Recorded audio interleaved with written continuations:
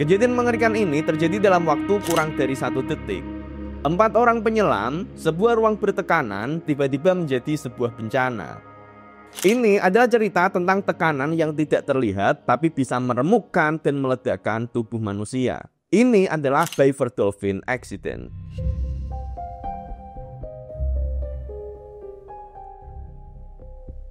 Sebagai konteks, Beaver Dolphin ini adalah sebuah oil rig atau anjungan minyak lepas pantai yang dioperasikan oleh perusahaan Dolphin Drilling, anak perusahaan Fred Olsen Energy yang berbasis di Norwegia. Anjungan Beaver Dolphin ini adalah anjungan bertipe semi-submersible, jadi dia mengapung di laut dengan ada beberapa tambatan di dasar laut sehingga dia bisa stabil di satu titik.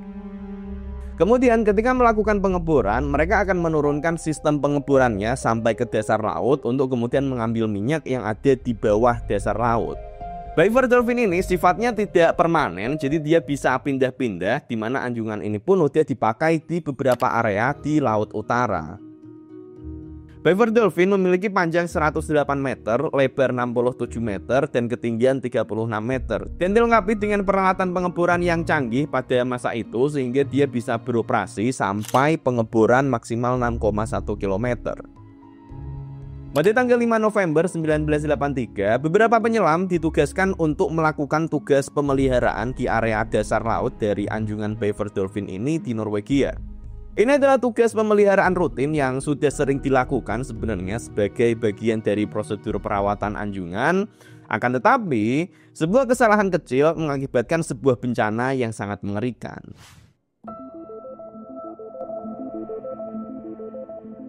Empat orang penyelam yang bertugas adalah Edwin Arthur Coward, Roy Lucas, Bjorn Giver Bergensen, dan Truls Hellevik. Dalam tugasnya ini, mereka dibantu oleh operator pendamping William Cramen dan Martin Saunders yang tetap berada di anjungan. Proses yang dilakukan adalah seperti ini. Penyelam masuk ke dalam sebuah kapsul bola atau diving bell yang bertekanan tinggi, lalu kapsul ini diturunkan di dasar laut. Kemudian ketika sudah sampai di dasar laut, mereka kemudian keluar dan melakukan berbagai tugas maintenance seperti misalnya pengelasan, pemasangan baut, dan sejenisnya. Melakukan pekerjaan konstruksi di darat aja itu udah berat ya teman-teman, apalagi ini dilakukan di dasar laut yang tekanannya sangat-sangat besar. Makanya memang pekerjaan seperti ini gajinya besar ya, karena memang taruhannya adalah nyawa. Oke, kalau kalian masih belum kebayang tentang sulitnya menyelam di kedalaman ini, maka kalian harus paham dulu tentang tekanan air. Saat kita menyelam, maka kita akan mendapatkan sebuah tekanan dari air yang ada di atas kita yang disebut dengan tekanan hidrostatis.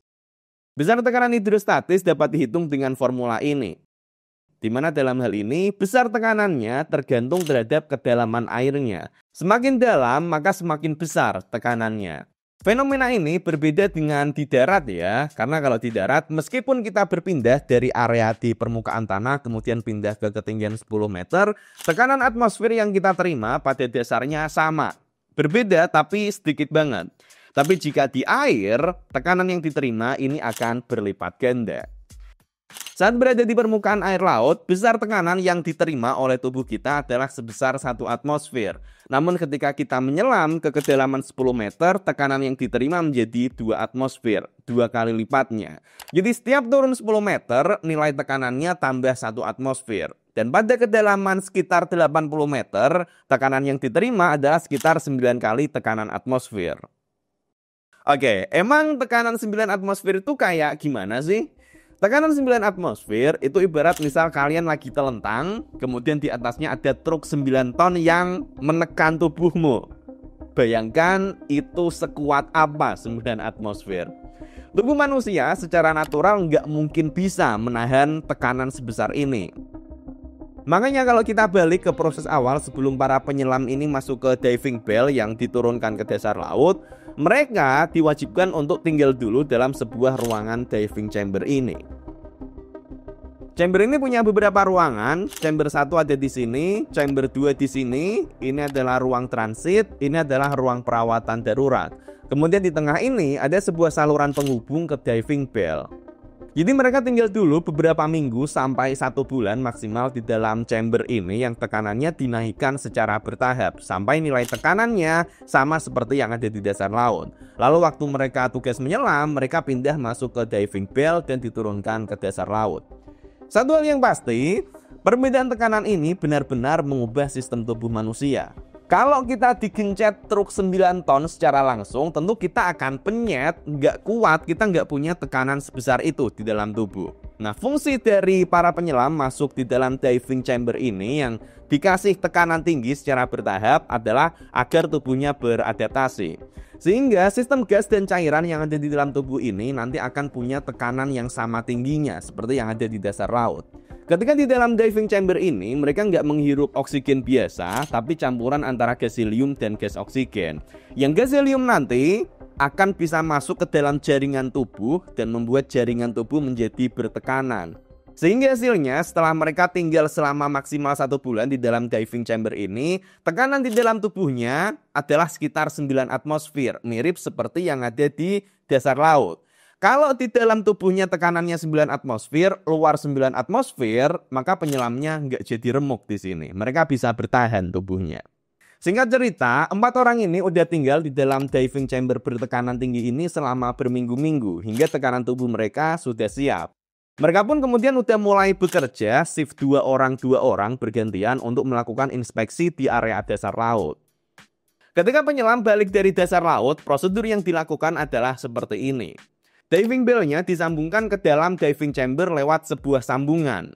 Tekanan di sambungannya dinaikkan ke 9 atmosfer sehingga sama tekanan antara diving bell, sambungan, dan diving chamber. Setelah tekanan sama, pintunya bisa dibuka, kemudian penyelam pun berpindah dari diving bell ke diving chamber.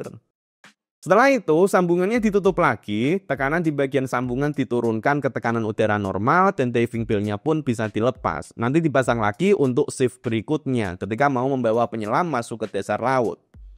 Namun sayangnya, di tanggal 5 November 1983 terjadi sebuah kecelakaan. Kondisinya saat itu, Bergersen dan Hellevik baru saja menyelesaikan tugasnya dari inspeksi bawah laut dan kemudian dibawa naik lagi ke atas. Dari diving bell, mereka pun berpindah ke diving chamber. Kondisinya, bagian penutup antara diving chamber dan bagian sambungan ini belum tertutup sempurna. Tapi kemudian, operator yang ada di luar sudah melepaskan sambungannya. Maka yang terjadi adalah sebuah bencana besar. Kejadian ini terjadi dengan sangat-sangat cepat, kurang dari 1 detik.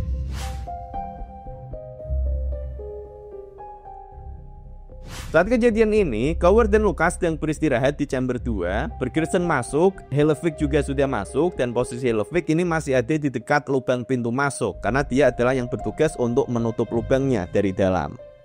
Tekanan yang ada di dalam diving chamber adalah 9 atmosfer, sementara tekanan udara normal adalah 1 atmosfer. Ketika ada tekanan yang sangat besar bertemu tekanan yang kecil, apa yang terjadi?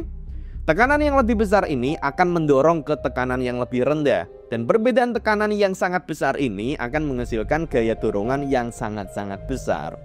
Sebagai konteks, diving bell ini masanya setidaknya adalah sekitar 3 ton, dan diving bell ini bisa kelempar begitu aja, yang kemudian mengenai Kremen, operator yang berada di dekatnya sampai meninggal dunia. Operator yang satunya, Saunders, juga terkena lemparan diving bell, tapi dia masih bisa selamat. Itu adalah yang terjadi di sisi luarnya. Kejadian yang ada di dalam chamber bahkan lebih mengerikan.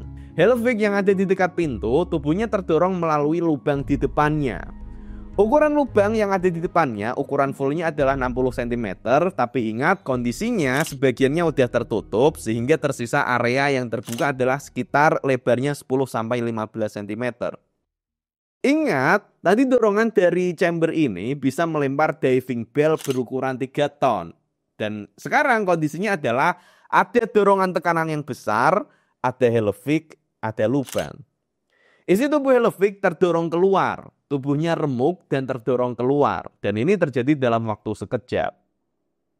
Kejadian detailnya ini jauh lebih mengerikan teman-teman. Aku nggak bahas ke sana. Kalian kalau tertarik bisa baca sendiri laporan otopsi dari kejadian ini. Linknya aku taruh di deskripsi. Aku nggak kuat bacanya. Itu tadi adalah yang terjadi pada Hellevik yang ada di dekat lubang. Kemudian bagaimana dengan 3 orang yang lainnya? Memang 3 orang lainnya tidak sampai terdorong lewat lubang, tapi yang mereka alami ini juga tidak kalah tragis. Ingat bahwa mereka ini tadi berada dalam sebuah ruangan dengan tekanan 9 atmosfer. Tubuh mereka pun juga sudah beradaptasi sehingga memiliki tekanan 9 atmosfer. Ketika kemudian udara di sekitarnya berubah tiba-tiba menjadi kondisi normal 1 atmosfer, apa yang terjadi? Tubuhnya meledak. Jadi gini, di dalam tubuh kita ada banyak sekali gas. Selain gas oksigen yang kita hirup, ada juga gas-gas lain yang terlarut di dalam darah, di dalam jaringan. Ketika gas-gas ini memiliki tekanan besar dan kemudian terpapar kondisi sekitarnya adalah tekanan yang sangat kecil, maka gas-gas ini akan langsung mengembang. Kemudian dari sisi cairan di dalam tubuh pun juga sama, perubahan tekanan ini membuat cairannya bisa mengembang dan sampai mendidih. Hasil otopsi juga mengkonfirmasi ini, di mana ada gelembung-gelembung nitrogen pada organ-organ dan jaringan yang sudah berceceran. Darah pun mendidih secara instan. Balik lagi di awal tadi kita udah melakukan perhitungan bahwa tekanan 9 atmosfer itu ibarat tubuh kita telentang digencet truk. Bedanya dalam kasus ini bukan digencet ke dalam, tapi tubuh mendorong dengan tekanan sebesar itu keluar. Ngeri banget teman-teman.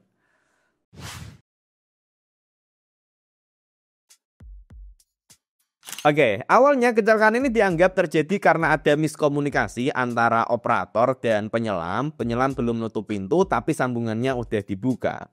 Kremen dianggap tidak sengaja membuka penjepit yang menghubungkan diving bell sebelum Hellwig menutup pintu ruangan. Kemudian ada faktor lain penyebab dari kejadian ini, yaitu karena para pekerjanya sendiri mereka overwork. Mereka kerja lebih dari 12 jam tiap hari dalam kondisi yang sangat ekstrim itu. Maka kemudian kondisi ini membuat mereka tidak fokus dan akhirnya menyebabkan kesalahan. Tapi setelah penyelidikan lebih lanjut, diketahui ada faktor lain yang lebih kuat yang bisa jadi ini adalah penyebab paling utamanya. Yaitu sistem chamber di Beaver Dolphin ini memang sudah lama dan perlu perbaikan. Sistem yang dimiliki oleh Beaver Dolphin ini dibuat tahun 1975, jadi belum dilengkapi dengan sistem pengaman. Jadi sejak tahun 1982 ada aturan yang mewajibkan agar ada suatu mekanisme di mana diving bell ini tidak bisa dibuka sebelum benar-benar tertutup sempurna semua salurannya. Nah, tapi Beaver Dolphin belum menerapkan ini. Waktu berselang, para penyelam di area Laut Utara dan keluarga korban membentuk semacam asosiasi bernama North Sea Diver Alliance, di mana mereka terus mendesak agar dilakukan penyelidikan lebih lanjut dari kejadian kecelakaan ini. Dan pada Februari 2008, akhirnya mereka memperoleh laporan yang menunjukkan bahwa penyebab sebenarnya adalah memang karena peralatan yang tidak layak pakai. Dan barulah keluarga para penyelam akhirnya menerima kompensasi atas kejadian tersebut dari pemerintah Norwegia 26 tahun setelah kejadian tersebut. Semoga ada yang bisa dipelajari dari kejadian ini. Dan kalau kalian ada request topik lainnya untuk dibahas, silahkan bisa tulis saja di kolom komentar. Kita bertemu di video selanjutnya.